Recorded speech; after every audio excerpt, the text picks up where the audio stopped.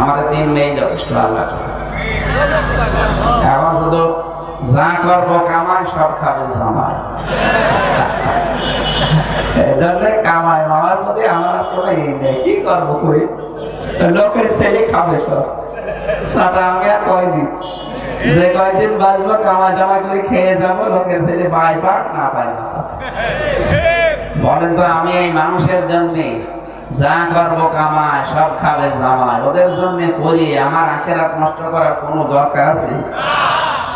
আমি আমার 3 পুরুষের পরে সত্যি কথা বলছি, কিন্তু আমি চিনি না। আমার বাবা রিয়াজউদ্দিন, তার বাবা জাহান আলী, তার বাবা নমাজ আলী, এরপরে আমার জাহান আলী। আমি চিনিও না, তাদের নামও জানি না।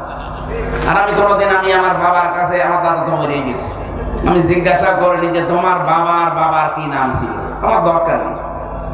আমি বোঝার জন্য বলছি, আমি একটা আলেম মানুষ, আপনারা জানেন আমি অনার্স মাস্টার্স করা কোরআনের উপরে। তা আমার মতো একজন মানুষ যদি 3 পুরুষের পরে আমি আর না চিনি, এখানে যে লোকটা ভ্যান চালক, ও মনে হয় বাবার নামও জানে।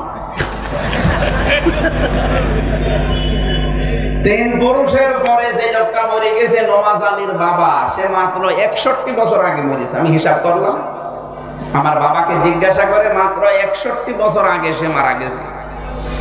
সেই লোকটা এখন যদি এসে কুষ্টিয়াতে বলে যে এই 2 তলা বাড়ি আমার, এই ভিটা আমি বানিয়েছিলাম, তোর দাঁত মুখ সব খুলে ফেলবেন। যে ভণ্ডামি করেন আপনি, কিসের নওয়াজ আলীর বাপ আপনি? আমি তো নওয়াজ আলীকে চিনি না। এবার বলে দেখেন, দেখেন মাত্র 3 পুরুষের পরে যদি উনি এখন ফিরে আসে, ওনাকে জীবনে আমি দেখিনি। আমার বাবা মনে দেখেছে, এখন ওনাকে আমি দেখিনি, উনিও আমাকে দেখিনি। উনি এখন নিজে, অথচ এই ভিটা কিন্তু ওনারই। কুষ্টিয়ার যে ভিটা, এই ভিটা ওনার না? এক কথা বলেন না কেন?